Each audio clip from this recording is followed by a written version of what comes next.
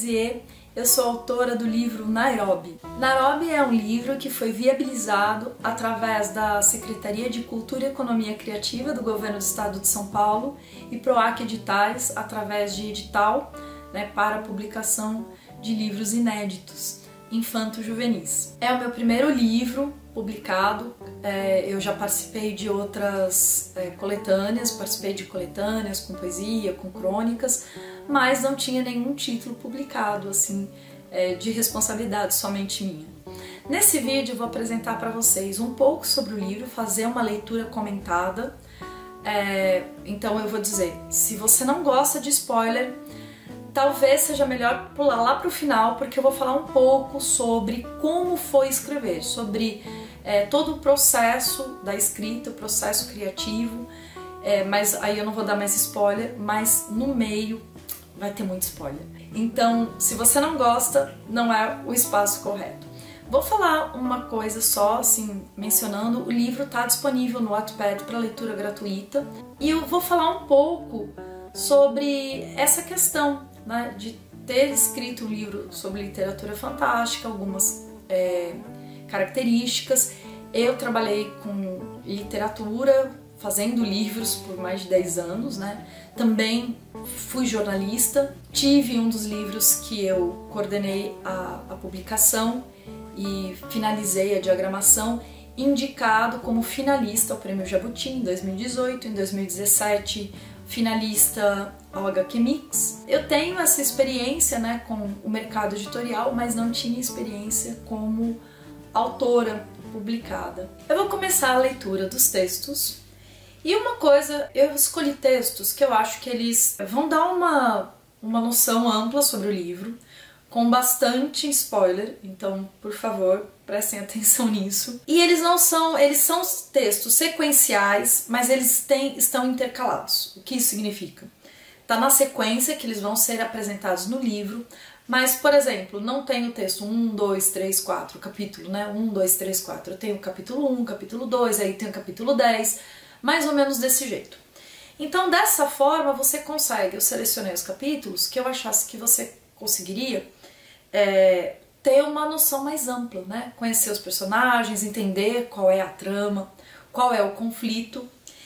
E tem uma coisa no começo de todos os capítulos. Eu sou apaixonada pela questão do idioma, dos idiomas, de como a gente transforma o nosso pensamento em fala, em signos compreensíveis. E o dicionário foi uma paixão minha. Eu fui a criança que fuçou tudo que podia no dicionário, e aí eu descobri uma palavra que eu nunca tinha ouvido, e aí eu falava, tá, hoje eu vou usar essa palavra. Eu lembro que uma vez eu me deparei com abeto. Eu fiquei enchendo o saco da minha mãe, porque eu queria construir uma frase onde abeto coubesse, mas é uma planta que não tem aqui, é um tipo de árvore. E a partir daí eu entendi que nem todas as palavras eu ia conseguir usar exatamente no único dia. Então que elas iam ficar ali cozinhando, esperando o momento de eclodir. E exatamente por isso, abaixo de cada título do capítulo, que são adjetivos, e que são adjetivos muito preciosos para mim. São adjetivos que contêm dentro deles a negação do sentido. Todos eles são adjetivos começados pelo prefixo in. Então a gente tem incrível, infalível, inimaginável, imponderável. E por que eu digo que eles são adjetivos que contêm a negação do sentido? Porque é exatamente isso. O prefixo in, ele vai contra, ele vai dizendo que não. Então quando eu digo incrível, eu estou dizendo que não é crível, que não é possível acreditar naquilo. Dessa forma, eu achei interessante colocar a forma que vem no dicionário. Então a gente colocou exatamente como se apresenta no dicionário, como se você tivesse essa provocação para ouvir a palavra, ler a palavra e compreender essa negação do sentido, essa negação do ser, Porque quando a gente lê a palavra e fala, a gente a concretiza, a gente a realiza. E aí quando você trabalha com essa ideia de conhecer o significado, e o significado começa pela negação, ele é uma negação daquilo que está sendo materializado. Eu acho esses adjetivos completamente fantásticos. Infalível. Plural, infalíveis. Adjetivo de 2 gêneros. Que não erra nem se engana. Intuição infalível. Antônimo, duvidoso. Segunda definição, que sempre ocorre como esperado. Uma dica infalível. Antônimo, inesperado. Infalibilidade. Substantivo feminino. Nunca gostei de curiosos. Gente assim como você, que acaba de abrir um livro e está disposto a pôr seu nariz exatamente sobre tudo. Preferível seria se agora mesmo você se retirasse e voltasse aos seus afazeres, ou seja lá o que for, garanto que não me importo, e deixasse esse livro para lá. Curiosos não conhecem limites, falo por experiência própria, a começar por mim. A curiosidade nos tem levado a lugares dos quais nem sempre podemos sair. Nos enredado em teias, redes, tramas que nos aprisionam por anos, dezenas deles, que nos fazem devotar mais tempo às causas que aos efeitos. E se não souber sobre o que eu estou falando, você não é exatamente o tipo de leitor que eu esperava, porque a escrita é isso. Deve existir alguém que diga que a escrita é libertadora, necessária e que nela reside um grande número de soluções.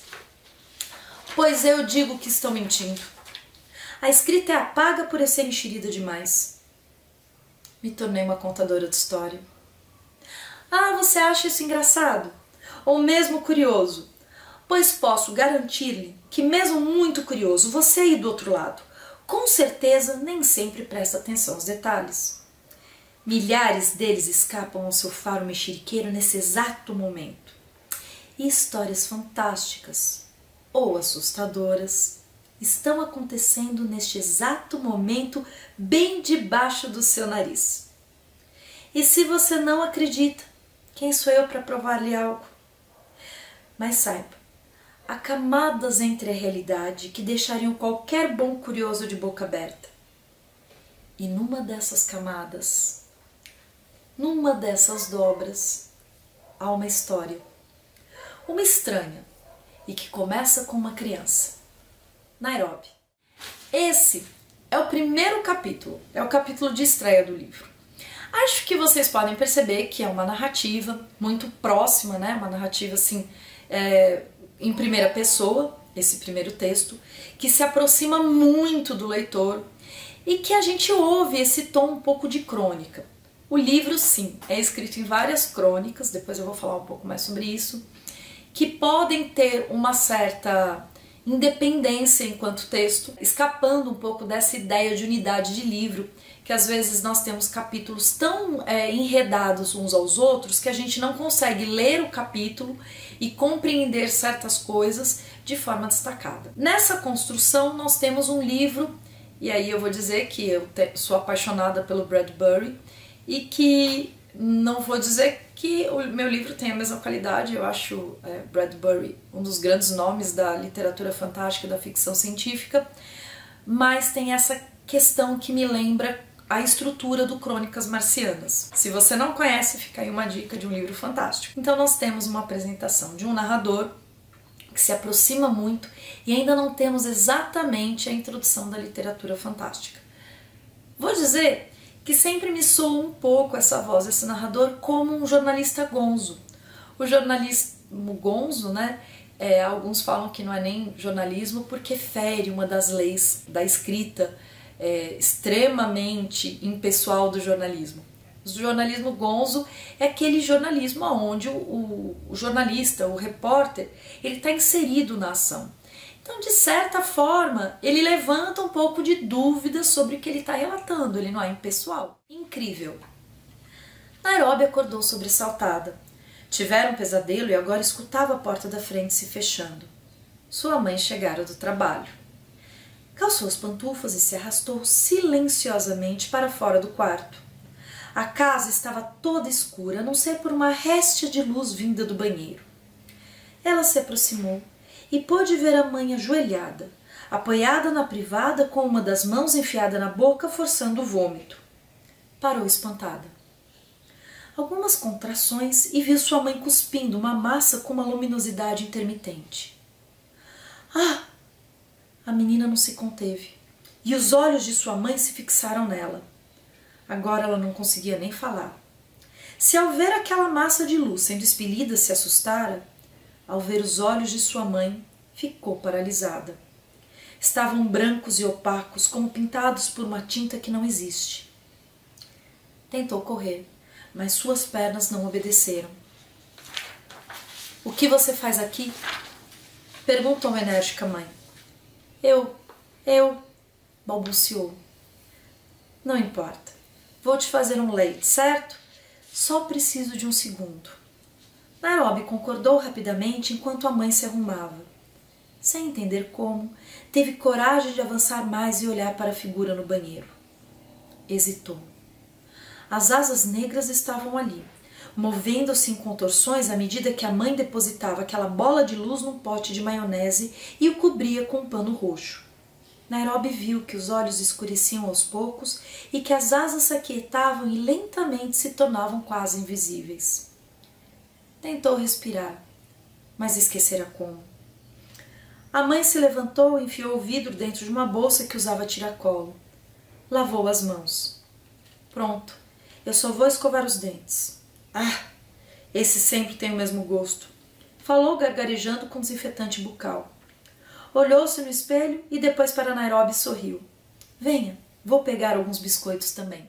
Esse é o segundo capítulo e agora aqui nós podemos perceber que a gente tem a introdução do que a gente vai compreender melhor como literatura fantástica.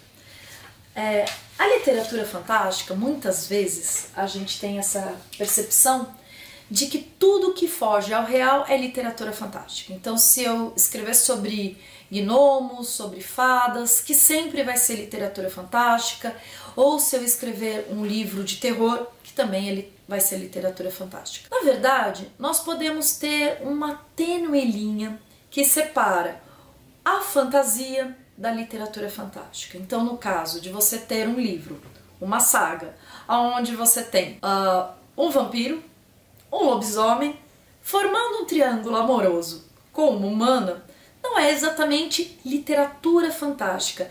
É mais próximo de um romance com fantasia do que mesmo a literatura fantástica. É necessário que exista uma operação entre a literatura e o leitor. E isso acontece através da hesitação do leitor. Essa hesitação é quando você tem tudo para duvidar se aquilo é real ou se aquilo não é real. Você tem dúvida das duas situações. Não que você vá acreditar piamente no que está escrito. É a sua experiência, a forma como você vivencia o texto. A partir do momento que você cria essa hesitação, nós teríamos o que é chamado de literatura fantástica, sim, que foge às leis, às regras naturais. Você tem como se o mundo se mesclando a outro mundo. E aí você começa a entender um pouco o que acontece nessa história da Nairobi. A relação dela com a mãe, o tipo de pessoa que ela é, o tipo de criança que ela é. A gente percebe que ela é uma criança pequena, porque a forma como ela hesita diante da figura da mãe, o fato da mãe oferecer fazer comida para ela no meio da noite também, a gente começa a ter esses personagens surgindo, se delineando um pouco dentro da narrativa. Intangível. Nairobi vivia uma infância feliz. Isso era certo. Não lhe incomodava a solidão, já que tinha um irmão para brincar. Era uma criança perfeitamente normal, levando-se em conta que já tinha 8 anos a 60 anos. Ela apenas tinha um vislumbre do real significado daquilo. Sabia que cada ano para eles não acompanhava um ritmo cronológico comum. Quantos anos seu irmão teria realmente? Ela sabia que ele apresentava a mesma idade há 80 anos, mas e antes? E tinha medo de perguntar quantos anos a mãe tinha, mas pelos olhos imaginava que muitos. Um dia perguntou se não seria prudente que se mudassem de cidade, já que as pessoas achariam estranho, depois de um certo período, que eles permanecessem com a mesma idade por tanto tempo. A mãe deu de ombros. Percebemos muito pouca coisa ao nosso redor, quanto mais a idade dos outros. E continuou descascando batatas. Ela adorava cozinhar. Algumas vezes, outros vinham para jantar e Nairobi sabia que eram todos colegas de trabalho. havia um em especial do qual ela gostava muito. Não era por sua eloquência que Nairobi gostava dessa amiga de sua mãe, já que sempre estava em profundo silêncio, nem por sua beleza. Era baixa e com sobrancelhas quase unidas, grossas e escuras, além de um pequeno buço denso como os pelos de seus braços. Quase não esboçava nenhuma reação ao mundo ao redor e, para completar, tinha um pouco mais da altura da própria Nairobi. Ana. Mas ela não parecia ser uma mulher. Também não parecia um homem. Seu irmão explicara que Ana fora uma trivialidade. Na verdade, ela não era nenhum dos dois. Mesmo assim, era ela que mais encanto exercia sobre Nairobi. Sempre com roupas infantis devido à pouca estatura, um pouco acima do peso, estava sempre com o olhar atento sobre tudo e todos. Mas parecia sorrir, mesmo que seus lábios não se mexessem, ao chegar à casa de Nairobi e vê-los. Era a mais próxima de sua mãe. Mesmo que elas nunca trocassem uma só palavra, ficavam quietas por horas, com xícaras de chá que de esfumaçantes passavam ao total congelamento. A maior satisfação de Nairobi era olhá-la quando os acompanhava à escola no terminal de metrô. Ana parava com os pés um sobre o outro e parecia não prestar atenção a mais nada. E então elas surgiam. Duas imensas asas muito maiores do que ela, alvíssimas como a luz do dia e completamente penteadas. Ana as abria para descansar e Nairobi olhava, encantada aquelas asas, sentindo pena por ser a única a poder observá-las. Quando o metrô demorava muito, Ana se escorava um pouco nelas, adquirindo uma pose engraçada e que sempre divertia a menina. Sua mãe também tinha asas, mas não eram visíveis o tempo todo, e nem eram belas como as de Ana. Eram magras e negras e se assemelhavam à pele revestindo uma armação de ferro. Nairobi não gostava de olhá-las, e sua mãe evitava abri-las perto dela. Numa noite, durante um temporal, Nairobi tinha a sensação de que a chuva fosse apenas sua mãe chorando em forma de tempestade. Parecia triste. Nairobi esgueirou-se para a sacada e pôde ver sua mãe empoleirada no guarda-corpo, quieta, as asas abertas em toda extensão, exageradamente grandes. Sentiu um calafrio a vê-la assim e aproximou-se, mais por amor do que por coragem. Não havia chuva nem lágrimas perto dela, apenas olhava quieta para o céu entrevado de nuvens cortantes e nem percebeu quando Nairobi se aproximou. A menina sentiu pena da mãe e até quis consolá-la, mas seria impossível tocar naquelas asas. Agora a gente já começa a ter alguns personagens, surgindo, além de Nairobi. A gente sabe que tem Nairobi, que tem a mãe dela, o irmão, mas nós já temos agora a percepção de que há outros personagens compondo esse mundo fantástico, que ao mesmo tempo está em muito contato com o cotidiano de uma grande parte de famílias, ao redor do mundo. A gente poderia ter esse recorte muito parecido do que nós temos com relação à família da Nairobi, a estrutura, a forma de relação entre elas e tudo mais. Indizível. Acho que podemos esperar mais um pouco. Ninguém se moveu. O homem no chão agora sacudia a mão. Ele está te chamando. A mãe de Nairobi apontou para o sujeito à sua frente. Não. Ele enxerga bem agora, é a você que lhe chama. Ela não esboçou nenhuma reação. Ficou olhando com a cabeça de lado para o senhor que fazia um gesto débil em sua direção. Você não sente saudade do trabalho? Rodolfo falou enquanto jogava a bituca longe. Não. Foi o único som que Nairobi ouviu sua mãe pronunciar. Imaginei que talvez você quisesse relembrar os velhos tempos. Agora ele se aproximava, as asas douradas abrindo-se com vigor e lentidão. Nairobi viu sua mãe pular da caçamba, tirar a mochila das costas, abri-la e retirar o vidro junto com o pano roxo. Você não quer fazer isso, você mesma? Rodolfo olhava para ela com um olhar maroto. Ela continuou olhando de lado para o homem no chão e não se moveu. Você deveria entender, não sabe o estado em que ela deixou aquela moça e... Isso não é justiça. Ela atalhou displicente enquanto procurava outra coisa na mochila. Eu esqueço sempre que você encara isso só como um trabalho, parte do ciclo. Ele soltou uma gargalhada bonita e melodiosa. Você agora só se preocupa com seus humanos, não? Não são meus humanos, são meus filhos. Dá no mesmo, você não poderá ficar com eles. A mãe de Nairobi se encostou na caçamba, cruzou os braços e o encarou, sem desviar o olhar, aguardando. Com um movimento de cabeça, Rodolfo pareceu se dar por vencido. Ergueu a mão e Nairobi vislumbrou uma foice radiante, como as asas dele, e assustadora como mais nenhuma outra coisa. Ele caminhou até o homem, sorriu para a mãe da menina, e quando baixou o braço, Nairobi fechou os olhos. Pronto, pode recolher. Nairobi viu sua mãe se abaixar e encostar a mão, que agora parecia uma garra de um pássaro não catalogado, na figura entre eles, puxando alguma coisa pelo topo da cabeça do corpo, estirado no chão, imóvel, completamente imóvel. Algo muito parecido com o que Nairobi vira sua mãe vomitando no banheiro foi conduzido para dentro do vidro, que após ser fechado, foi devolvido para a mochila. Nairobi não conseguia mais respirar. Sua saliva havia secado em sua boca, fazendo com que parecesse que ela havia comido areia.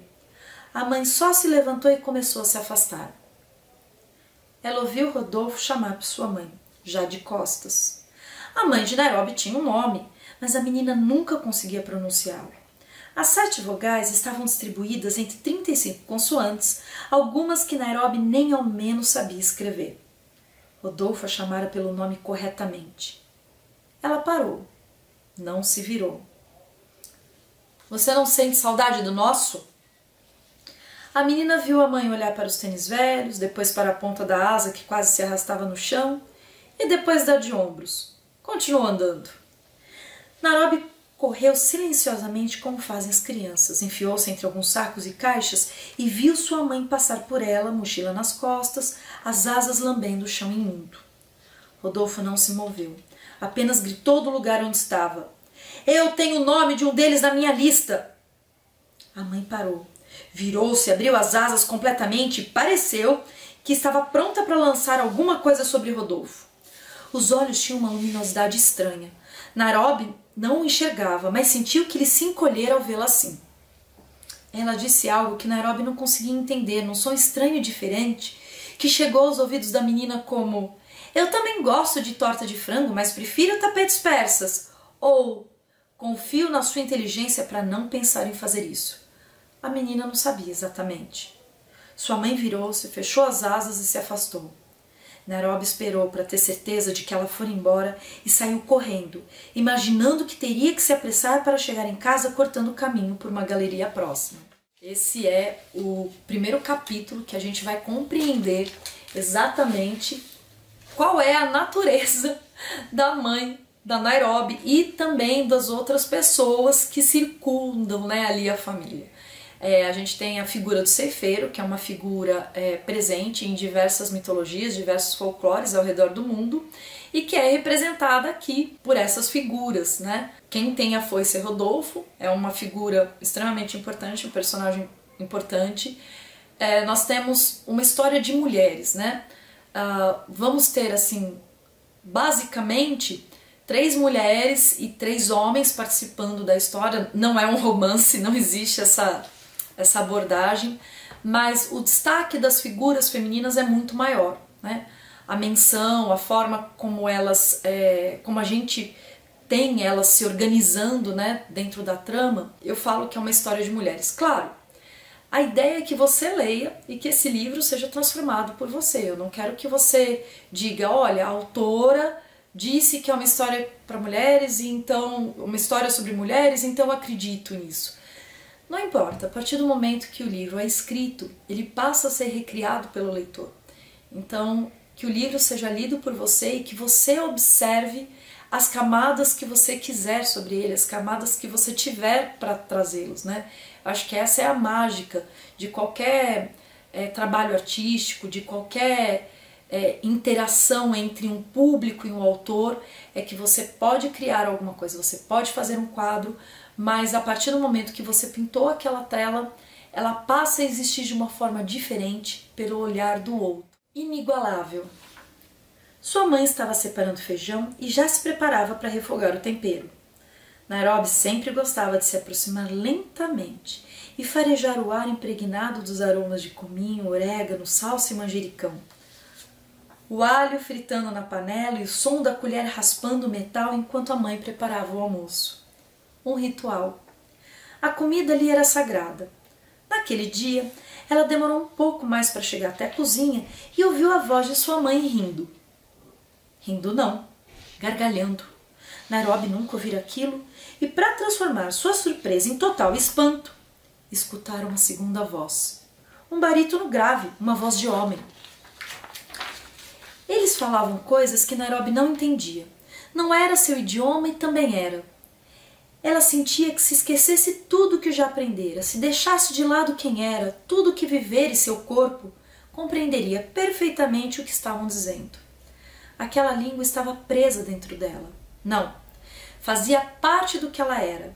Seus órgãos, o intestino, seu fígado, seus ossos e veias falavam aquele idioma. Não Nairobi.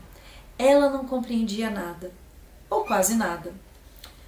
Algo lhe subiu à mente. Sim, porque parecia ter passado como uma onda por seus pés, pernas, joelhos, ter escorregado por sua barriga e achado espaço entre as costelas até correr gelado por sua mente. Algo como: você é linda separando feijão. Linda? Aquilo fora dito para sua mãe.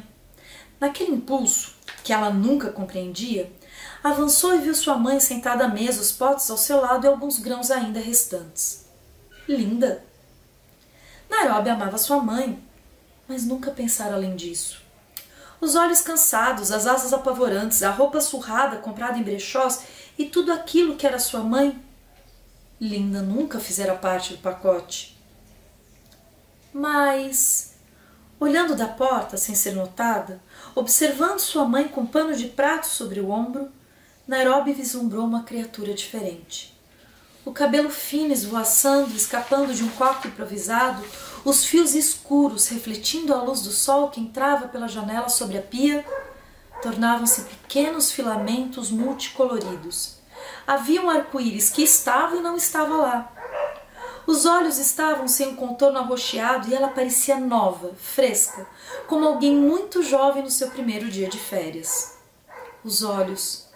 Nairobi prendeu a respiração. Sua mãe sempre tivera olhos escuros e graves até aquele momento. Nairobi não podia distinguir a sensação que a impedia de se mover. Os olhos eram violeta. Nem roxos nem lilazes, eram violeta como flores claras num gramado negro. Grandes, brilhantes, olhos violeta. Nada tinha aquela cor exatamente. E eram tão lindos. E sua mãe era tão linda, ela sorria e seus dentes pareciam cantar canções, relatando antigas paixões de um povo das montanhas. Sua mãe parecia uma joia, delicadamente lapidada. Nairobi percebeu os cabelos mudando de cor conforme ela sorria e ainda não conseguia decidir se achava que sua mãe deveria sorrir mais. Se aquela era sua aparência ao sorrir, seria completamente impossível se manter alheio a ela. Seriam descobertos. Essa foi a primeira vez que Nairobi pensou nisso, mas não a última. Poderia passar o dia ali, talvez um ano, talvez uma década, ou quem sabe 2, porque tudo a maravilhava. Só conseguiu pensar novamente quando escutou a voz de homem ainda no idioma secular. Ela olhou ao seu redor aflita e não havia ninguém com ela, apenas... Nairobi amava os animais, mas sabia que eles deveriam ser mantidos nos lugares adequados. Empoleirada sobre a mesa estava tal pomba de penas encaracoladas. Nairobi sentiu um ligeiro incômodo e pensou se o feijão estaria próprio para o consumo. Mas sua mãe sabia o que fazia, não? Deu 2 passos e os olhos violetas se fixaram nela. Nairobi abriu a boca e assim ficou. Nairobi, está com fome? O cabelo estava voltando a ser escuro, mas os olhos continuavam violeta. A menina se forçou a responder. Um pouco, mamãe. Em pouco tempo estará tudo pronto. A mãe respondeu, levantando-se com a bacia de grãos separados. Mamãe? A mãe se voltou, os olhos já estavam negros, mesmo que parecessem descansados. Sim, Nairobi. Não há problema da pomba estar pousada na mesa? Nairobi, não se preocupe, eu sei me portar. A voz do homem respondeu. Mas não havia homem. Nairobi teve um sobressalto. A pomba fala? Ei, mais respeito com a pomba! A mãe disse firme, sem estar zangada de fato. A pomba é o seu pai. Sim, esse é uma situação que a gente começa a ver que as coisas, seguindo esse ritmo extremamente corriqueiro, extremamente familiar, que parece que a família da Nairobi tem essa dinâmica, né, de uma família comum, as coisas não são exatamente tão comuns, né? O pai da Nairobi é uma pomba de penas encaracoladas. E a mãe da Nairobi, a gente vem vendo essa construção, né, durante o começo do livro. Esse texto já está próximo da metade. Ela é uma figura assim de extremo cansaço.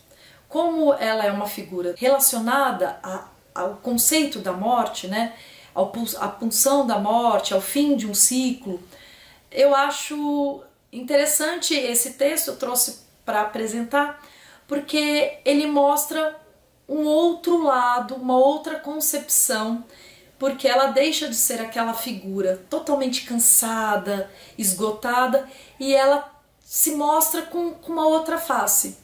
E de certa forma é uma metáfora para que eu mesma compreendia, né? E podia explicar para minha filha. Como eu disse, esse livro foi escrito para minha filha do meio, que quando ela tinha 5, 6 anos ela começou a me questionar sobre essas questões profundas sobre a existência humana, e muitas vezes eu me via completamente incapaz de responder de uma forma satisfatória. Então, como acho que qualquer mãe faria, eu resolvi escrever um livro para explicar para ela. E uma dessas questões era a questão da finitude da vida, porque a gente morre, para onde a gente vai. Eu não tinha um conjunto de crenças que eu pudesse me apoiar e passar para minha filha. Há pessoas que têm e eu não tinha. E eu fiquei pensando também como responder isso para uma criança. Como mostrar que isso é uma coisa que ocorre com todos os seres vivos, sem transformar isso num fardo, mas transformar isso num aspecto desses ciclos que nós vivemos. E lembrei também nessa questão, como eu estudei alguns idiomas e um deles foi o grego clássico, da questão da bela morte para os gregos, né? Que eles tinham um conceito, não exatamente que a morte fosse uma figura bonita, mas eles tinham um conceito e a ideia era um pouco diferente do que eu apresento, mas eu pensei nessa dualidade que nós temos da morte, né? Que é a saudade, o horrendo, a perda, mas também essa questão da renovação. Então, quando a Nairobi se depara com a sua mãe com outro aspecto, é como se de repente a gente tivesse um vislumbre sobre essa estrutura que nos cerca durante a nossa vida, que é, junto com as perdas, também vem a renovação. Implacável. O aparelho apitou mais uma vez. A mulher deitada na maca permaneceu inerte, peito manchado de vermelho e algum resto de grama entre os anéis de seu cabelo. Um outro choque, nada. Outro e mais outro e mais outro, e a mãe de Nairobi apenas saiu pela janela do 8º andar. As asas se abrindo plenas logo após o salto e agitadas furiosamente, velozes e vorazes. Num telhado próximo dali, um homem encarava o vazio. Olhava para a ponta dos pés, sentindo o vento batendo forte em seu rosto e empurrando, sussurrando.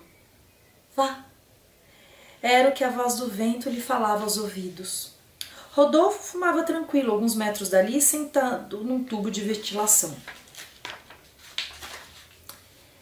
Ela pousou suave, andou a passos rápidos até ele e estendeu a mão firme.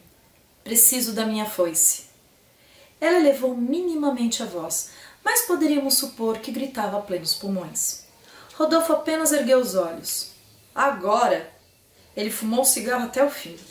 A mão esticada à sua frente permaneceu aguardando. Ninguém disse nada. O homem no parapeito permaneceu sem se mover. Para quê? Nairobi. A menina puxou o ar como se afogasse, ou como se voltasse à vida, ou como se tivesse acabado de nascer naquele instante.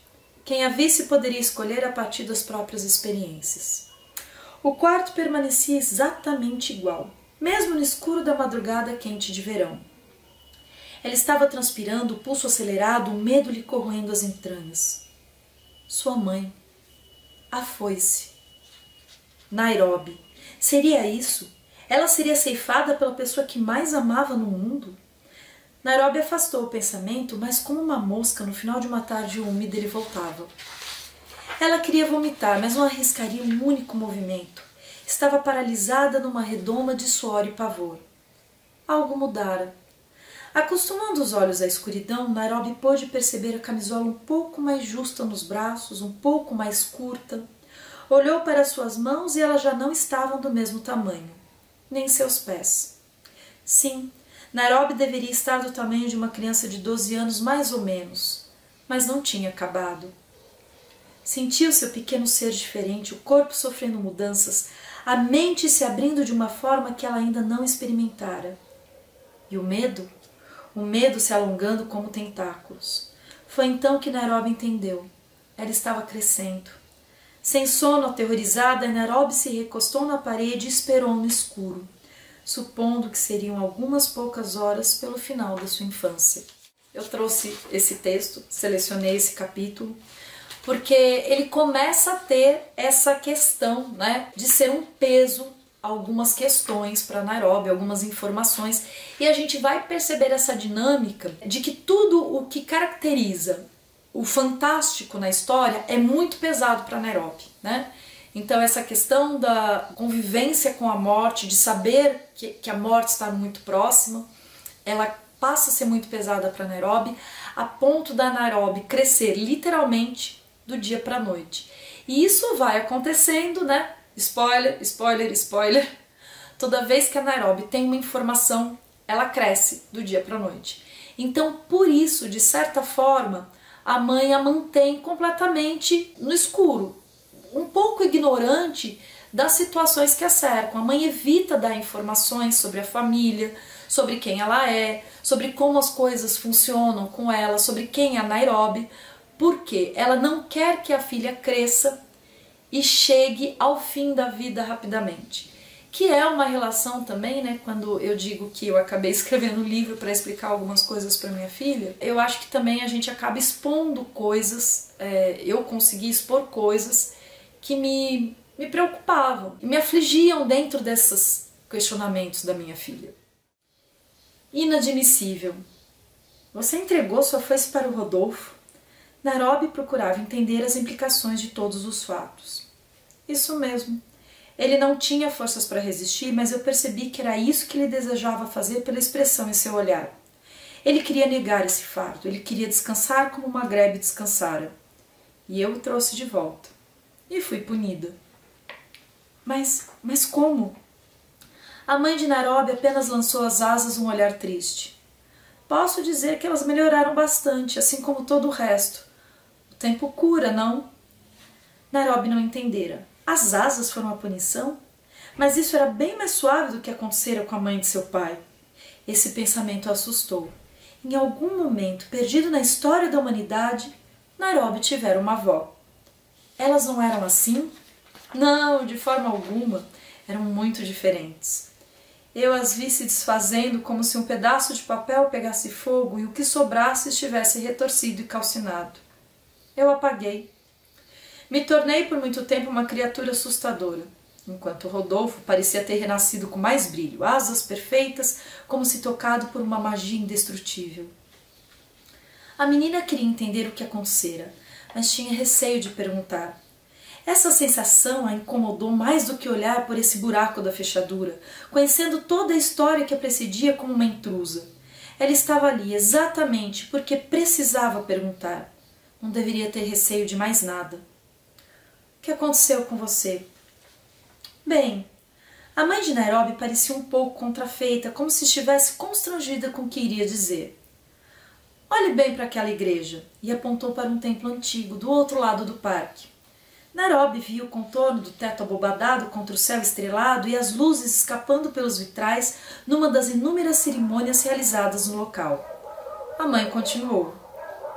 Vê no alto da coluna esquerda aquela imagem de um ser monstruoso de asas retorcidas? Nairobi conseguia ver a imagem perfeitamente. Um ser monstruoso, um demônio, dentes para fora da boca, curvado, asas imensas, esfarrapadas como as de sua mãe. A mãe olhou para a menina, deu de ombros, e as asas se aquietaram como buscando consolá-la. Foi por um tempo, mas Não diria sentir saudade. Ah, foi só o que a menina conseguiu articular. Sentia pena de sua mãe, uma criatura maravilhosa que talvez o vislumbre que tivera na cozinha no dia que viu os olhos violeta e o arco-íris pessando por seu cabelo não fizesse jus a todo o seu esplendor de eras passadas. Talvez suas asas fossem assim, como seus cabelos e seus olhos, e não aquelas velas rotas de um navio fantasma. Linda, serena, a primeira. Olhou para ela, os olhos cansados, o cabelo escuro, a pele quase cinza. Sim, sua mãe havia apagado. Mas já era muito melhor do que a criatura na coluna da igreja. Isso era. E meu pai? Seu pai? Nairobi percebeu que a mãe hesitava um pouco. Sim, ela dissera que contaria tudo, mas não que realmente quisesse. Tome, eu trouxe o agasalho para você. Acho que levará um tempo para que eu te explique tudo. Agora aqui a gente começa a ter uma situação em que a gente vai tendo os desdobramentos, né? A gente vai compreendendo melhor a história da Nairobi e de tudo que aconteceu com a mãe da Nairobi para ela ser essa criatura, como ela mesma diz, apagada. Percebo a questão do narrador, né? Ele é um narrador que sabe de algumas coisas, mais do que a gente imagina que um narrador pudesse saber. Ele sabe o que aconteceu antes, ele é um narrador onipresente, mas ele também é um narrador personagem, porque a gente percebe o quanto às vezes ele coloca questões muito pessoais, né? A gente percebe que existe uma pessoalidade ali nessa narração. Então, nesse texto, a Nairobi começa a ter um pouco escancarada essa situação. E essa situação do fantástico. Eu flerto um pouco. Os primeiros textos da Nairobi, na verdade, eles eram mais pesados. Eu imaginava fazer um livro de terror. Não exatamente terror como... Eu não sou uma boa leitora de terror, sinto muito. Eu gosto de literatura fantástica, mas não de terror. Mas eu imaginei que esse limiar, por exemplo, que o Neil Gaiman chega, né? Não copiando o estilo nem nada disso, mas eu gostava muito da sensação que eu tinha ao ler algumas coisas. Eu adoro dele Coisas Frágeis 2, que é um livro que tem o horror, o pavor, né? Aquela coisa de um medo, mas é um medo muito mais provocado por elementos que você traz em si do que pela própria narrativa. E tinha um pouco mais desse tom na narrativa, inclusive eu comecei a escrever antes de ler Coisas Frágeis, eu fui ler Coisas Frágeis o 2 e depois o 1, só em 2012. E os textos eram de 2008. E de repente eu percebi que não era mais a voz que eu queria dar. Eu queria que fosse uma literatura acessível à minha filha, que ela pudesse ler. Eu comecei a escrever imaginando que ela fosse ler muito mais velha. Existe essa questão, né, do fantástico estar sendo revelado e ele vai se tornando meio que desmistificado. Fico pensando se isso não quebra um pouco a questão da literatura fantástica, porque ela precisa, né, dessa hesitação, mas eu gosto desse tom que a narração traz, que é um tom de que as coisas vão sendo abertas, né? É um oráculo. Eu gosto um pouco dessa sensação e desse aspecto que o texto vai tomando. Incurável. O aparelho apitou mais uma vez. A mulher deitada na maca permaneceu inerte, o peito manchado de vermelho e algum resto de grama entre os anéis do seu cabelo. Um outro choque? Nada. Outro e mais outro e mais outro, e a mãe de Nairobi apenas saiu pela janela do 8º andar. As asas se abrindo plenas logo após o salto e agitadas furiosamente, velozes e vorazes. Num telhado próximo dali, um homem encarava o vazio. Olhava para as pontas dos pés, sentindo o vento batendo forte em seu rosto e o empurrando, sussurrando: "Vá!" Era o que a voz do vento lhe falava aos ouvidos. Rodolfo fumava tranquilo alguns metros dali, sentado em um tubo de ventilação. Ela pousou suave, andou a passos rápidos até ele e estendeu a mão firme. "Preciso da minha foice." Ela elevou minimamente a voz, mas poderíamos supor que gritava a plenos pulmões. Rodolfo apenas ergueu os olhos. "Agora!" E fumou o cigarro até o fim. A mão esticada à sua frente permaneceu aguardando. Ninguém disse nada. O homem no parapeito permaneceu sem se mover. Para quê? Nairobi. Não houve reação alguma. Era como se ele nem ao menos tivesse ouvido o que lhe fora dito. Continuou olhando para a mãe de Nairobi até que desistiu de encará-la e desviou seu olhar para fixá-lo na terceira criatura sobre aquele telhado. Eu a quero agora. Não houve mudança no tom, mas sim, a intenção não era mais a mesma. Antes fora um pedido, agora se tornara uma ordem. Ele se levantou. Jamais. E continuou caminhando em direção ao homem que cada vez mais se aproximava da beirada. Não estou pedindo sua opinião. Nenhum traço de emoção era possível ser distinguido em sua voz. Rodolfo lhe deu as costas. Eu a quero agora. Rodolfo se virou e encarou. Você por acaso acredita que eu aceitarei ser punido como você e aquela ave idiota foram por causa de uma mortal? Você acredita nisso? Não será você que irá dar a foice a ela. A firmeza na resolução deixou Rodolfo desconfortável. Não serei eu a dá-la a ela nem a você. Eu já vi o que isso provoca. Se o problema é o seu medo de ser punido, não se preocupe. Eu a tomarei à força de você se for preciso. O homem continuava parado no limite do telhado. Aham, debochou Rodolfo. Talvez antes, mas hoje... E a encarou esperando que isso fosse o suficiente para que mudasse de ideia. Em troca, ele viu as asas monstruosas se tornarem totalmente desfraldadas como velas, como estandarte avisando sobre o perigo, e os olhos reluzirem como se chamas ancestrais dançassem sobre um manto de gelo. Mesmo que não quisesse, ele recuou e se encolheu. De alguma forma, mesmo após tanto tempo, a terrível fera ainda acompanhava aquela criatura a quem ele amara tanto e a quem dirigia todo o seu empenho em detestar. Arqueada, resfolegando, pouco se via nela que lembrasse a figura plácida e melancólica. Era uma besta incandescente pronta para atacá-lo. As palavras saíam de sua boca como ditas por um animal tentando imitar a fala dos homens. Um animal selvagem e incontrolável. Talvez antes... E se preparou para avançar sobre o Rodolfo quando Olivier se juntou a eles. Ah, quem é ele? O irmão de Nairobi, ora. Nunca mencionei seu nome? Perdoe meu equívoco. Olivier passou entre os dois, abaixou-se e encarou sua mãe, falando com calma, as mãos postas à frente como se protegendo de um ser imprevisível. Mãe, sou eu, venha. Nairobi está bem, ela está acordando. Ele falava calmamente, mas com urgência. Aos poucos as chamas nos olhos se apagaram e era como se ela voltasse a si. Você a viu? Perguntou ao filho, ainda posicionado no meio deles. Sim, eu a vi. Ela está dormindo. As asas monstruosas se aquietaram imediatamente e a serenidade costumeira parecia ser um sinal de alívio. Sim, era alívio. Certo, vou até ela. Abriu as asas e a salvou, mas antes se virou para Rodolfo.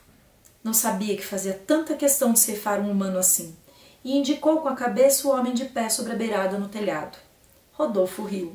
Ele vai desistir? Eu só vim fumar um cigarro.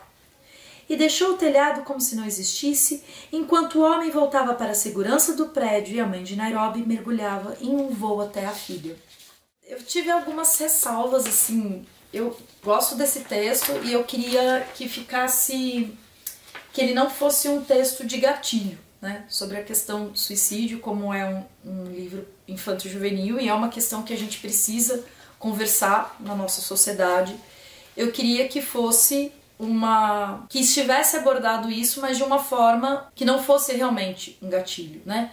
Que tivesse esse outro lado, o lado de que há como você voltar para a segurança. E acho que tem uma forma muito nítida da gente perceber essa dualidade. Na verdade é quase uma tríade, né? Que vive dentro da mãe da Nairobi, que é a mãe da Nairobi cansada, essa figura secular que passa por muitas eras, a mãe da Nairobi completamente diferente, colorida, olhos violeta, e essa besta fera. Eu acho que tem essa questão do fantástico, mas também tem essa observação sobre como muitas vezes os pais soam pra gente, né? Principalmente as nossas mães. Eu vejo que quando a gente é criança, a gente tem uma percepção que os nossos pais meio que começam quando nós começamos, né?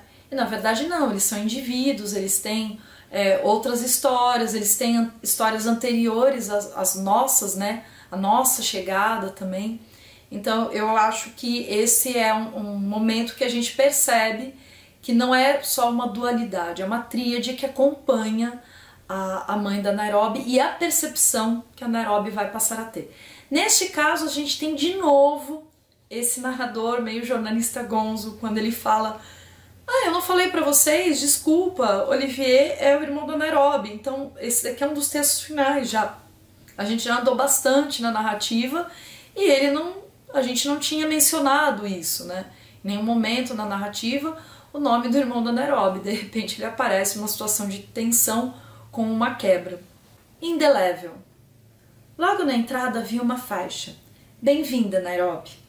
Perto do sofá, balões coloridos estavam atados a uma pilha de livros e uma mesinha continha diversos docinhos e salgados que Nairobi imaginou terem sido feitos por sua mãe.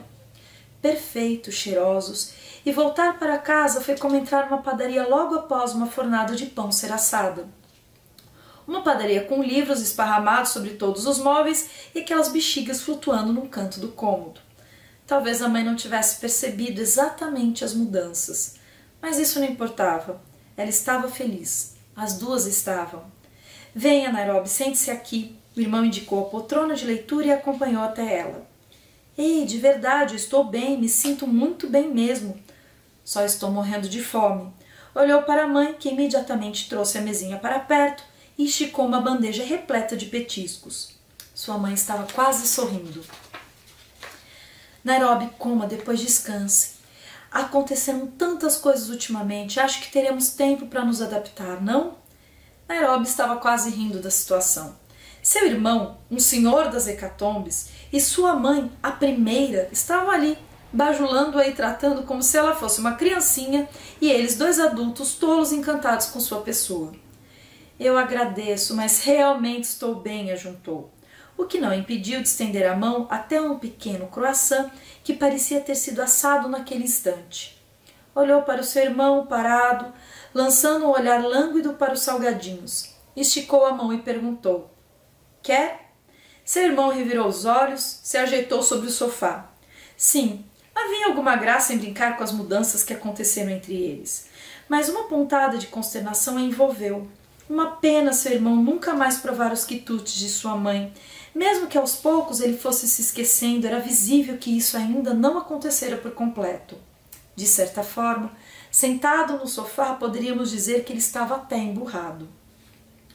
Uma batida na porta chamou sua atenção. Pensou em atender, mas sua mãe fez um gesto para que não se levantasse. Rapidamente a porta já havia sido aberta e Rodolfo entrou calmamente, com seus movimentos leves e precisos sem fazer um único ruído. Alto, loiro, os olhos cinza contrastando com o dia de céu azul do lado de fora. Tudo nele para Nairobi agora cheirava a ranço. Mas ela se lembrou de Maghreb. Por alguma razão era como se visse seu irmão mais velho ao seu lado sussurrando-lhe ao ouvido. Nem tudo é o que parece. Ela sacudiu a cabeça. Não. Muita coisa já mudara, ela realmente precisaria se apegar ao asco que sentia por ele. Se encararam. Rodolfo examinou Nairobi de cima a baixo com o olhar, sem a olhar exatamente. Sim, a mãe o inquiriu. E naquela língua que era falada pelas vísceras de Nairobi, dessa vez ela teve certeza. Ouviu Rodolfo se aproximar de sua mãe e sussurrar. Eu vim ver a quantos passos ela está da mortalidade. E como muitas vezes acontece num dia que julgamos perfeito, toda a atmosfera em questão de segundos se transforma. Basta um olhar, uma palavra errada ou um tom ligeiramente acima do esperado e nuvens turvam o céu. Mas não eram nuvens, nem ao menos era o céu. Sem que percebesse exatamente, seu irmão havia empurrado Rodolfo para o outro lado da sala e estava entre ele e sua mãe que rosnava. Sua mãe rosnava? Sim, era isso mesmo. Aquela criatura calma, suave, quase apática estava rosnando no meio da sala de estar. Mas um rosnado ou outro, vindo de quem amamos, podemos relevar. Mas quando essa pessoa tem asas imensas, totalmente estiradas, quando elas se agitam freneticamente, exalando cheiro de enxofre e fumaça, derrubando a bandeja de petiscos, arqueada, transformada com uma luminosidade lúgubre, a se desprender do seu corpo, falando como se tivesse engolido um trator em funcionamento ainda, nesses casos, nem sempre é possível desconsiderar. Sua mãe não era mais sua mãe. Era uma cópia do animal grotesco sobre a coluna da igreja que ela apontara para Nairobi e estava prestes a atacar Rodolfo. Mesmo com todas as ressalvas que Nairobi tinha em relação a ele, o pavor estampado no seu rosto e a dor, sim, Rodolfo estava sofrendo. Ela temeu pelo pior. Mas o que seria pior naquele caso?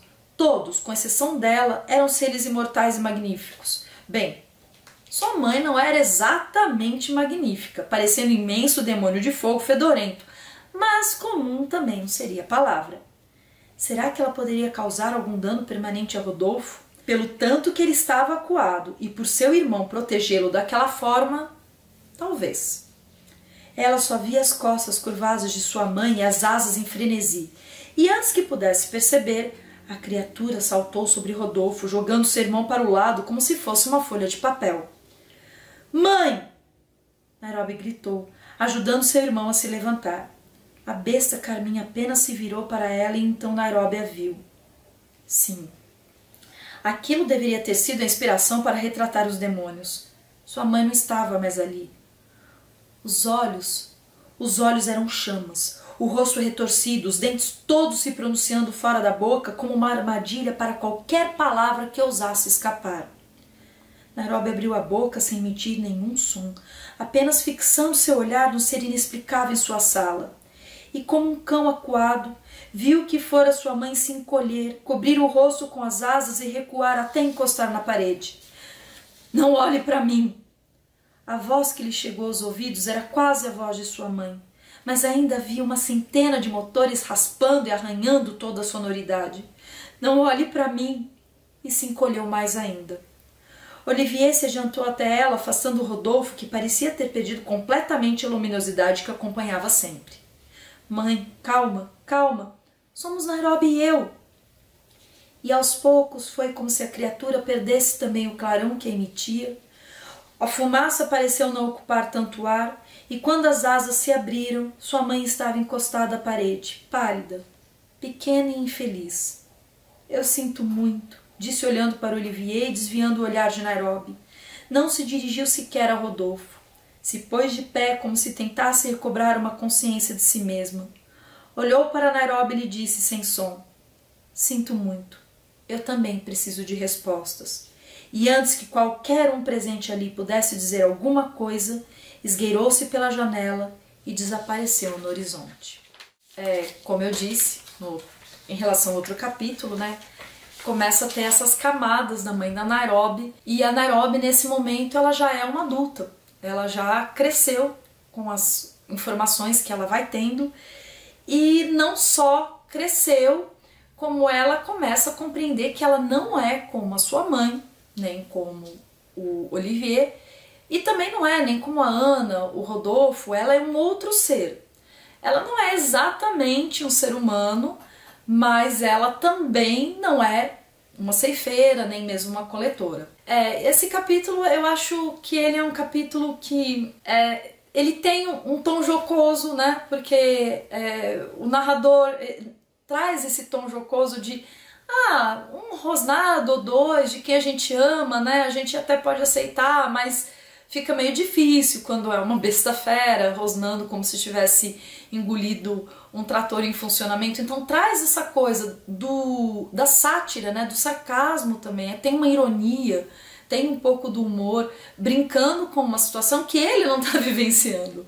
A voz que narra não vivencia isso, ela acompanha. Mas mostra também essa questão do comum, do ordinário no sentido de comum, né? Se chocando com esse mundo que funciona sobre outras regras, né? Onde uma mãe comum ou quase comum se transforma num demônio de fogo. Como isso é dentro de uma casa, não é uma situação corriqueira, né? Então, eu acho que ele é um capítulo de transição, não é um capítulo de fechamento. E nós já temos realmente agora tudo muito encaminhado para um desfecho. Esse final mostra essa questão. Sinto muito, eu também preciso de respostas que muitas vezes os pais são colocados e se colocam, né? Eu acho que não é uma coisa que só a sociedade cria, mas as próprias pessoas, elas se sentem intituladas. Eu sou mãe, eu sou pai, eu sei de tudo, eu sei mais do que os meus filhos, eu não preciso de resposta. Tudo na relação se torna extremamente vertical. E aí você tem esse distanciamento entre as pessoas que formam um tecido familiar, né? Essa percepção que eu trago aqui é uma percepção que eu tenho com relação às relações familiares, até de mim como mãe, né? Que às vezes eu também preciso das respostas, eu não as tenho da forma como eu gostaria, ou como às vezes eu até acho que eu tenho. Improferível. Ali estavam elas, as duas, Nairobi e sua avó, que parecia agora realmente muito contente por ela estar ali. Antes que tomasse assento na cadeira indicada por Ana, Nairobi estendeu o embrulho finalizado com um singelo laço de fita. Ana arregalou os olhos, parecendo ser pega de surpresa pelo gesto, mas quando desfez o embrulho e retirou a coruja de dentro, a abraçou e a levou para uma prateleira sobre uma lareira. Nairobi se perguntou se aquilo seria uma lareira de verdade, porque nunca vira uma realmente. Ela percebeu que havia um pequeno pedestal exatamente do tamanho da coruja, como se ela já esperasse por isso, e nele estava escrito: presente de minha neta Nairobi. Sim, com certeza não era uma coincidência. Nairobi se virou rapidamente. Como e... Ana fez sinal para que esperasse e voltou a indicar a cadeira. Nairobi se sentou a uma mesa posta com todas as coisas mais lindas e gostosas que uma mesa poderia oferecer para um chá da tarde. E Ana se retirou. Os olhos de Nairobi nadavam por entre pequenas xícaras adornadas, bulezinhos, pratos, pires, potinhos com algo que deveria ser geleia, guardanapos bordados, jarras. Havia uma variedade de itens, potes com cremes, canutilhos, rosquinhas, nada em excesso, mas como mostrando que ela poderia escolher o que quisesse para aquela refeição.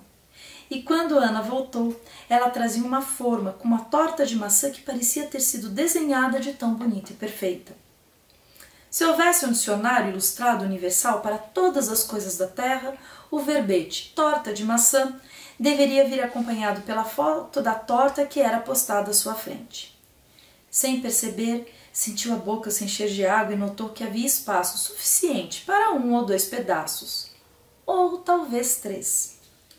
Ana serviu com cuidado, trazendo para perto dela um pratinho onde era possível ver um círculo branco no meio e ao seu redor uma borda também rosa com pequenos passarinhos azuis e verdes. Muitas coisas ali eram recobertas por imagens de pássaro. Assim que a serviu, Ana se sentou na cadeira diante dela e indicou que ela provasse. Não havia como resistir. Mesmo que ainda tudo fosse muito inesperado para Nairobi, mesmo que ainda se sentisse um pouco aflita naquela casa fora do mundo e do tempo, como se fizesse parte de alguma história infantil na qual crianças travessas ficavam perdidas por séculos em uma prisão adorável que não fosse submetida às leis da física, como o próprio Odisseu em Ogígia. Mesmo assim, ela lançou a mão ao garfinho delicado e adornado por arabescos e provou. E uma imensidão de sabor e aroma e lembranças tomaram Nairobi pelas mãos. Era como passear por toda uma plantação de macieiras e acompanhá-las florescendo e vendo o cuidado de cada humano para que crescessem fortes e saudáveis e ver o ciclo da terra se renovando e da chuva refrescando as plantas e da colheita sendo realizada e de cada movimento necessário para que essa torta estivesse em sua mesa. Cada um deles realizado com satisfação e a compreensão de que era necessário para que um dia uma torta se concretizasse. E terminando o último bocado, ela olhou para Ana e ambas sorriram. Sim, havia uma felicidade imensa naquela percepção a qual ela fora exposta, como se nunca mais a sensação pudesse ser apagada dela. Ou que ao menos qualquer um dos rostos que vira fosse esquecido, ou os aromas que percebera, ou mesmo o frescor do orvalho sobre o fruto recém-maturado. Ana serviu a Nairobi mais um pedaço e ela fez força para não se perder em outro passeio sensorial antes de poder estabelecer uma conversa. Foi então que percebeu que jamais lhe dirigira a palavra, mesmo nutrindo tanto afeto por aquela criatura diante de si. Se esforçando ao máximo para falar, ao invés de encher a boca com mais torta, Nairobi começou. Obrigada, vovó. E Ana fez um gesto curioso ao ouvi-la se referir a ela assim. Juntou as mãozinhas pequenas perto do rosto, tombou a cabeça para o lado com as mãos coladas à face, de olhos fechados e sorriu. Verdadeiramente sorriu. Como Nairobi poderia não se alegrar novamente? Tudo ali lhe soava como acolhimento, alegria e satisfação em um tempo onde nada de desagradável poderia alcançá-la. Mas ela sabia que precisava voltar para casa depois disso e temia que o tempo a traísse se não se mantivesse atenta. Deveria se lembrar que ainda não sabia onde estava sua mãe e sequer se ela estaria bem. Eu gostaria de saber. E Ana fez sinal para que parasse e levantou-se rapidamente, deixando o cômodo e sumindo da vista de Nairobi. Alguns minutos depois, ela voltou com um bloquinho encapado com tecido floral e uma caneta delicada. Parecia radiante em estreá-lo, porque ao abri-lo ele se encontrava completamente em branco. E fez um gesto com a cabeça que Nairobi entendeu como: continue, pode falar. Eu gostaria de saber se você tem notícias da minha mãe. Parecia o mais simples a ser dito. Nairobi aguardou enquanto Ana escrevia alguma coisa em seu bloquinho e o entregava para que Nairobi lesse. Mãe, dar, foi-se, você. Certo. Aquela não era exatamente a escrita que Nairobi esperava de Ana, mas era possível entender. Ana pareceu perceber e pegou novamente o bloco das mãos da neta e escreveu mais algumas palavras. Desculpe, escrever. Pouco. Nairobi apressou-se para desfazer o mal-entendido. Não, está ótimo. Você não costuma conversar muito assim, vovó? Ela assentiu com a cabeça. Mas está ótimo, eu entendi, sim. Minha mãe quer dar a foice para mim, é isso? Novamente um aceite com a cabeça e mais algumas palavras escritas no papel. Punida, para sempre, sobra nada. Nairobi leu 2 vezes as palavras. Obrigou-se a respirar ao sentir o ar travado em sua garganta. Ela será punida, sim, eu sei. Olhou para o cômodo alegre e feliz, buscando que aquela sensação exterior a invadisse novamente e a movesse para longe, movesse a todas as nuvens cinzas que se avolumavam dentro dela. Mas não era possível. Vovó, eu apenas preciso negar a foice, certo?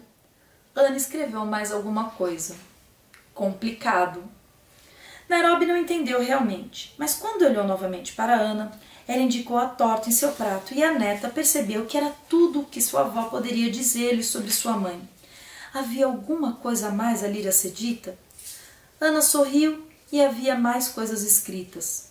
Passado, presente, futuro.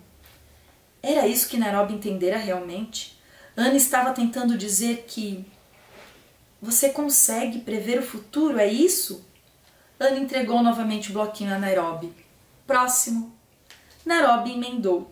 O futuro próximo e consegue me mostrar o passado. É isso, vovó? Ana bateu palmas animadas. Sim, era isso. E apontou para a prateleira sobre a lareira. Ah, então isso explica porque você já tinha o espaço para a coruja. Nairobi achou aquilo incrível e ambas se deram a mão comemorando a facilidade de se entenderem mesmo através de um simples bloquinho de papel. Vovó, você é incrível. Por favor, minha mãe vai voltar? Sim. Calma. Tudo bem, eu terei calma. E decidiu que era melhor não desperdiçar aquele pedaço de torta, devorando com poucas garfadas. A tarde passou e as duas puderam conversar sobre maçãs e tortas e sobre a imensa coleção de bichinhos de porcelana que Ana tinha espalhado pela casa. E com o anoitecer, Nairobi percebeu que era hora de ir. Temia não encontrar o caminho de volta para casa naquela parte tão peculiar da cidade. Se despediu de Ana, que após entregar-lhe um potinho com o resto da torta e mais algumas coisas embrulhadas em um guardanapo bordado, estendeu novamente o bloquinho para a neta. Volta?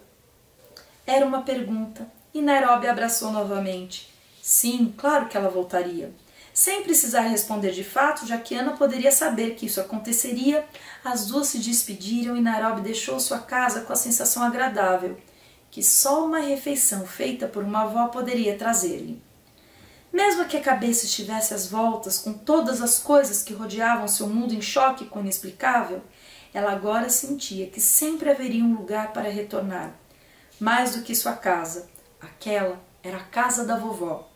E seguiu pensando em qual seria a próxima porcelana que lhe traria.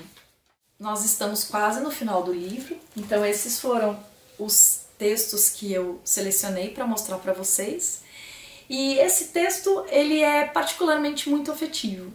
Quando nós finalizamos o livro, né, a revisora, ela tem um doutorado na área de estudos literários, ela falou, nossa, esse é o único capítulo infantil, né? O livro é infanto-juvenil, mas esse é o único capítulo infantil, porque ele tem uma questão afetiva tão forte, né? Essa escrita afetiva com relação à avó, que é uma figura muito presente na nossa sociedade, principalmente na estrutura, né, que o Brasil tem de muitas mães serem mães solo e dividirem às vezes os cuidados dos seus filhos com as vós e não realmente com os pais dos filhos. Claro, há exceções, mas a presença da avó na nossa sociedade, ela é muito perceptível. E eu tive uma avó que não era como a avó da Ana, como a avó da Nairobi, a Ana, né? Sim, você agora descobriu que a Ana, na verdade, é a avó da Nairobi. Ela não era uma vovó de cozinhar, nem nada disso, mas ela era essa vozinha de contos de fada, assim, era uma avó que eu gostava de ler, que quando foi perdendo a visão, eu me tornei a pessoa que lia para ela. Então a gente subverteu essa posição quando ela é a primeira pessoa que me conta histórias, a primeira pessoa que eu tenho recordação de que leia para mim. De repente, com o passar do tempo, ela é a pessoa para quem eu passo a ler. Muito cedo isso aconteceu na minha vida. Eu sou super caçula, então quando eu nasci minha avó já era uma pessoa bem idosa e muito cedo eu passei a ser a leitora para minha avó. E isso abriu um mundo mágico para mim. Um mundo que com certeza iria se abrir, sim, porque os meus pais me deixaram como herança uma biblioteca muito considerável, que hoje eu aumento com as minhas escolhas, mas eu sinto o quanto as escolhas literárias dos meus pais fizeram parte da minha construção como leitora, como escritora, como artista na realidade, né? Independente de ser artista plástica, de ser atriz ou mesmo escritora, como essas experiências de leitura que meus pais tiveram moldaram a forma como eu me desenvolvi. Mas a primeira pessoa que lê para mim é minha avó. Então ele é um texto afetivo, né? E ele tem um pouco dessa questão da poesia concreta, porque no livro, se você pegar para ler, você vai perceber que existe uma grande diferença na grafia, de como, na fonte mesmo, né? Na letra, vou explicar de uma forma mais fácil, né? A fonte.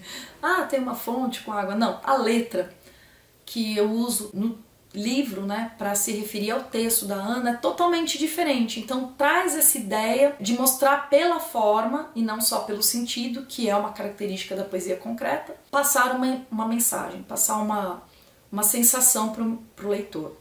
E aí eu posso dizer que eu não tenho como negar que eu sou um produto do meu tempo. Eu sou uma leitora de poesia concreta, uma leitora de textos modernistas, e acho que isso se reflete mesmo que isso esteja completamente envolto nessa questão da literatura fantástica. Porque essas são as considerações que eu posso fazer sobre a leitura. Agora tem outras considerações que eu gostaria de fazer sobre o livro. Vocês acham que foi de graça, né, que eu li pra vocês? Assim, não foi. Agora eu vou contar pra vocês como é que esse livro se desenvolveu. Porque eu já falei, né, que foi escrito para minha filha, começou como alguns textos esparsos, e quando eu falo textos esparsos, são textos realmente esparsos. Eu escrevi o texto que está na contracapa do livro, e parei isso em 2008,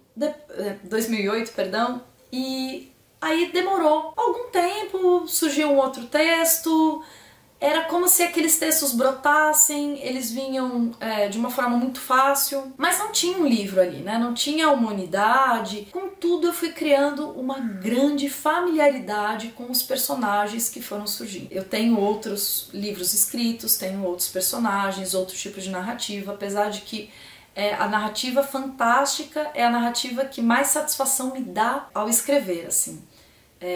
Eu realmente gosto tanto de ler a literatura fantástica, acho que dá para perceber, sou fã de ficção científica, sou leitora ávida, né, de ficção científica, e é uma coisa que foi ocorrendo. Mas não existia, como eu disse, essa unidade para transformar esses textos em um livro. O que foi acontecendo foi que eu escrevi um pouco mais, já tinha uns 15 textos, todos eles nesse formato, né, de crônica. O livro foi aprovado na segunda vez que eu submeti o projeto, né? O livro não foi aprovado, o projeto para a publicação do livro foi aprovado. Aí eu primeiro submeti em 2018, não foi aprovado, eu falei, tá, em 2019 vou tentar de novo. Fiz algumas mudanças, mas eu já tinha uma estrutura que eu queria para poder fazer esse livro. Imaginava como ele ia ser, imaginava ilustrações. Tem um artista que eu gosto muito, mas eu não vou falar o nome dele porque ele é norte-americano e ele foi um pouco malvado comigo. Ele disse que como eu era brasileira ele não podia ilustrar.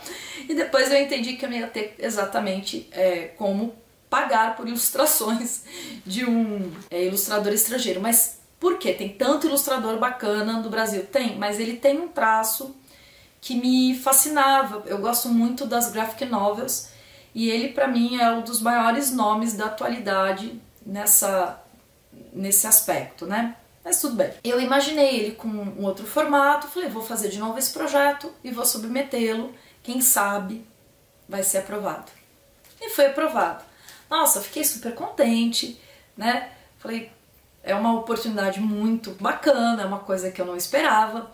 Eu tenho textos publicados, mas eu não tinha nenhum texto assim, nenhum livro. Eu comecei a tentar escrever e, estranhamente, os textos começaram a não fluir. Desse jeito, tava eu lá com o projeto aprovado, sabia que eu tinha que entregá-lo até o final de 2020, né? Isso foi em 2019, e ele não passou a não acontecer. Eu até falei aqui em casa que eu parei de ouvir a Nairobi. Aí é curioso, né? Você falar, poxa, mas você ouvia o seu texto? É uma forma de eu explicar o meu processo de escrita. Eu só vou sentar para escrever depois que eu ouvi o texto. Então eu sento, às vezes eu tô parado e o pessoal pergunta, o que você tá fazendo? Eu faço. Significa que eu tô escrevendo. Eu escrevo escrevo não, né? Eu penso todos os detalhes da história e depois eu monto o texto. Eu monto até as vírgulas, eu visualizo onde tem ponto, que palavra eu vou usar, eu faço todas as substituições. Quando eu terminei tudo isso, eu falo, ok, agora é hora de passar para o computador. Porque se eu tentar fazer isso no papel, não dá certo. Eu acabo escrevendo muito mal, não tenho exatamente uma letra que vá me permitir salvar esse texto depois. Então passo no computador. E isso aconteceu com todos os textos sempre que eu escrevi, os outros livros que eu tenho escrito, a minha obra poética. Mas a Nairobi, quando eu tive a concretização da possibilidade de publicá-la, parou, acabou. E eu falei, bom, mas tem tempo, né? A gente tá no começo de 2020, janeiro, fevereiro, março, e veio a pandemia. Quando ocorreu a pandemia, eu não sabia muito bem como ia ser, se o prazo seria o mesmo ou não, mas eu tentei. Eu comecei a escrever alguns textos, mas eu não gostava.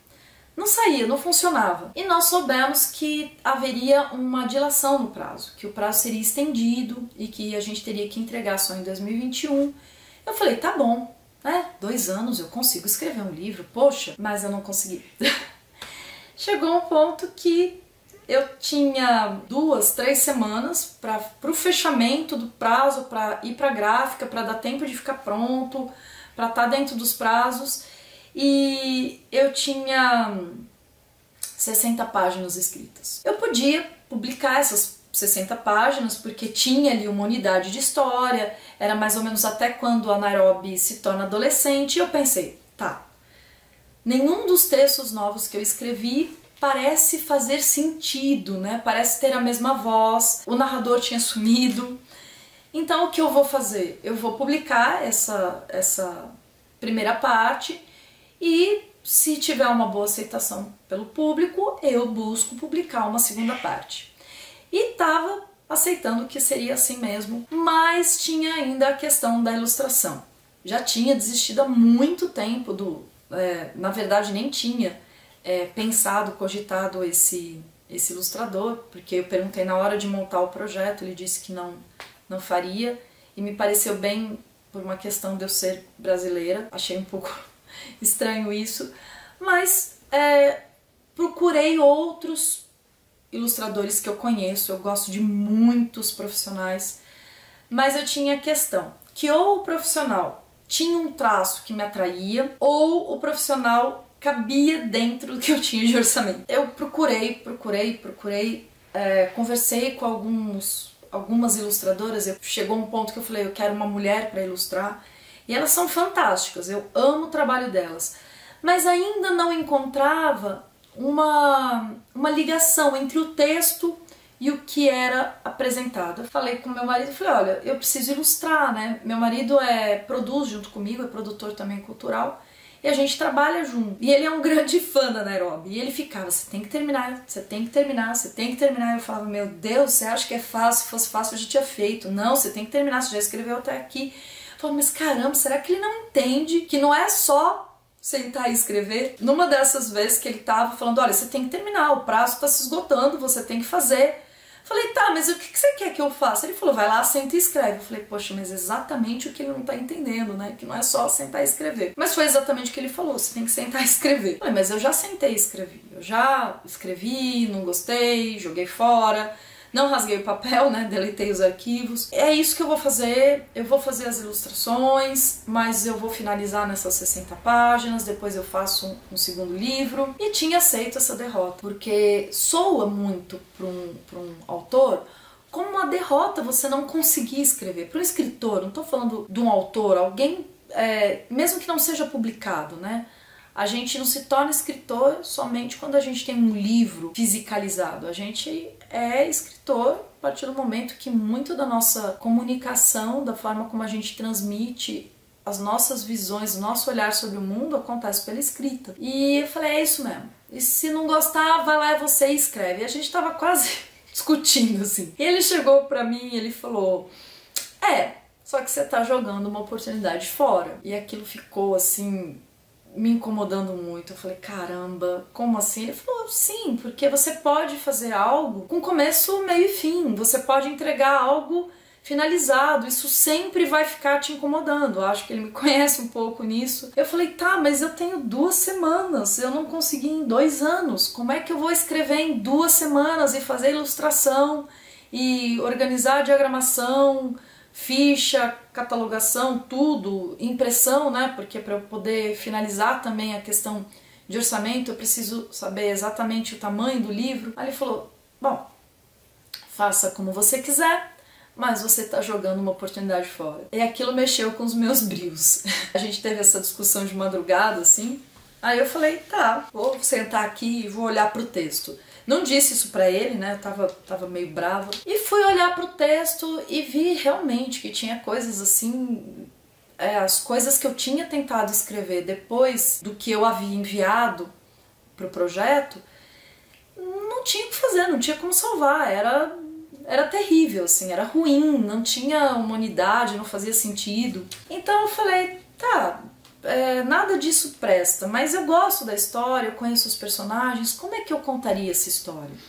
E no fim desse arquivo de Word, né, porque eu fui vendo que tinha os textos mais novos, eu tinha marcado com uma cor diferente, fui excluindo, eu me deparei com uma lista imensa, assim, com vários adjetivos que eu havia separado não sei exatamente quando, mas há muito tempo, assim, antes de pensar em fazer o projeto e tudo isso. E era curioso, porque ali naquela lista tinha um fio condutor.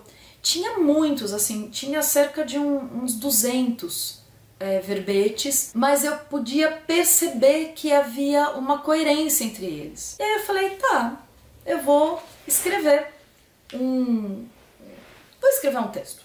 Vamos contar a história a partir daqui, que eu ia parar a história a partir do momento que a Nairobi se torna adolescente, né? Eu falei, vou contar a próxima história depois disso. E isso aconteceu umas 3 horas da manhã, quando era umas 9 da manhã, eu chamei meu marido e falei, olha, vou ler pra você, porque a gente tem esse costume, né? Eu tenho esse costume de escrever e ler pras pessoas. Foi algo que aconteceu muito na minha vida com os meus pais, né, que sempre escreveram e leram pra gente, e eu e meus irmãos, nós fomos incentivados a escrever e a ler para os meus pais, e eu ler para o meu irmão e ele ler para mim, para minha avó também.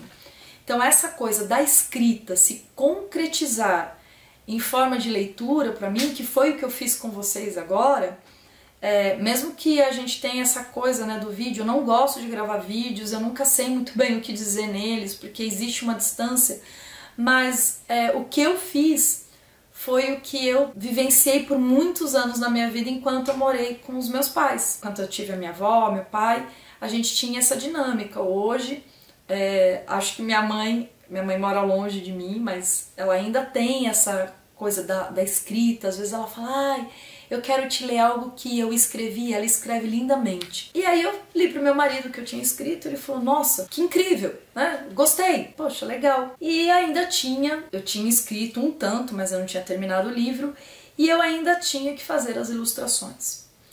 E fazia um tempo, eu sempre gostei de desenhar, mas nunca me considerei uma ilustradora, eu vou tentar.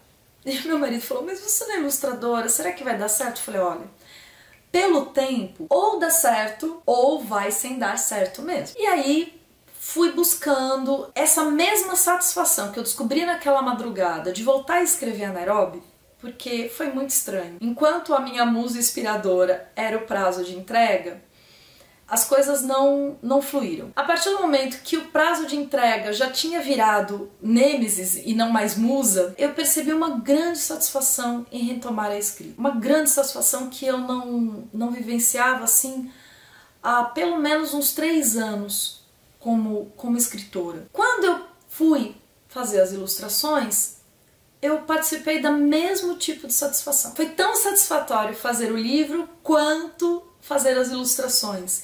E foi curioso porque em 4 dias eu terminei as 2 ilustrações, com algumas que foram duplicadas, né? Eu falei, olha, eu não gostei disso, a casa da vovó, que é uma das minhas ilustrações favoritas, eu acabei escolhendo uma versão muito mais suave do que a primeira versão, então eu fiz cerca de uns 20 desenhos em 4 dias, e escrevi foram 160 páginas nesses 4 dias, consegui finalizar a história. Foi uma experiência que eu não tinha vivenciado como artista. E aí eu percebi que o que me motivou foi a satisfação com a qual eu estava escrevendo. Eu não estava mais escrevendo porque eu tinha que entregar o livro, ou porque eu queria fazer uma história fantástica, que as pessoas gostassem muito. Eu estava escrevendo extremamente satisfeita por contar uma história. E eu sempre fui isso, uma contadora de história. Acho que vocês podem perceber da forma como eu falo aqui. As ilustrações, elas tiveram a mesma dinâmica. Eu realmente achei divertido ilustrar. Não foi uma coisa pesada, não foi uma obrigação, foi algo como voltar a ser criança. Eu tive a satisfação em escrever como eu tinha para escrever que meus pais iriam ler, a satisfação de desenhar como eu tinha quando eu era pequena e passava a tarde inteira desenhando. Eu percebo muito isso. Quando você cria algo com satisfação, não importa exatamente o resultado, de alguma forma esse processo vai ficar estampado nessa arte que você produziu. Foi a melhor parte, foi a melhor descoberta. Claro, ter um livro publicado para alguém que há muito tempo trabalha com livros, trabalhou com livros, né? Eu Como eu disse, eu já trabalhei com livros por muitos anos na minha vida, trabalhei como diagramadora, trabalhei como revisora, desde revisando poema, sim, tem gente que revisa poema, todo poema precisa ser revisado também para ser publicado, até revisando textos extremamente teóricos, textos assim, publicações científicas. Trabalhei como capista, que era uma coisa que eu gostava bastante, assim, tenho diversas capas que eu gosto de ter feito, e fui coordenadora editorial. Então, de repente, você está trabalhando num livro escrito por você e com muita satisfação, é uma experiência fantástica. Mas o processo que juntou essa experiência, que é o processo de voltar a descobrir, voltar a me encantar com algo que sempre me deu muita alegria e uma ferramenta para me comunicar. Eu fui uma criança muito tímida. Em alguns casos eu sou uma pessoa muito tímida. A escrita, ela me cria canais para me comunicar. Então redescobrir essa satisfação foi de novo ser aprovada para publicar o livro, né? Foi a mesma sensação. Acredito que ela tenha sido até maior, não falando mal, sou muito grata por ter sido escolhida, sou muito grata por ter tido essa oportunidade, e eu espero que por conta disso eu consiga retornar de alguma forma, né, com esse livro que está sendo doado, a maior parte dele é doada para a Secretaria de Cultura do Estado e também para secretarias dos municípios, né, de Águas da Prata, de Porto Ferreira, Águas de São Pedro e do município de Iacanga, que de certa forma essa oportunidade incrível que eu tive de poder publicar o meu livro, que isso retorne para a população, né? Eu esperado. Sim, o livro também será comercializado, mas, como eu disse, eu quero que ele seja lido e que ele se desdobre em outras pessoas, né? Que ele não fique só encapsulado dentro de mim. Acho que quando a gente faz alguma coisa sobre arte, quando a gente produz alguma arte, cria alguma arte, vivencia alguma arte, é necessário o olhar do outro. A gente se realiza pelo olhar do outro e a gente volta a ter uma nova leitura pelo olhar do outro. Então é essa mesma coisa, esse livro aconteceu, mas quando você for ler, ele vai acontecer de novo, vai acontecer diferente. E o interessante é que a minha escrita acontece porque muitas vezes eu fiz acontecer novamente a escrita de outros autores que eu gosto tanto. Eu acho que a maior provocação que eu gostaria de deixar é que quem me assiste se sentisse provocado para escrever, de verdade. Como eu acredito que os autores que eu li nunca saberão que eles me provocaram a escrita também. Fico muito contente de poder vir falar para vocês aqui sobre a questão do livro estar disponível no Wattpad. É uma forma da gente viabilizar a acessibilidade até para pessoas deficientes visuais que façam uso de software como o Virtual Vision. Eu acredito que tenha outros. Sei que é possível fazer esse acompanhamento através do Wattpad. Espero que logo a gente consiga fazer um audiolivro. Oi gato, tem um gato aqui, vou mostrar o gato. Um audiolivro para vocês. Eu espero que vocês gostem. Eu espero que vocês desfrutem e, sim, eu espero que isso motive vocês a também escrever, a também se aventurar a escrever. Às vezes a gente acha que é muito místico, que a escrita tem rituais e coisas assim, e na verdade, talvez uma grande parte da escrita seja você querer comunicar alguma coisa através de palavras escritas.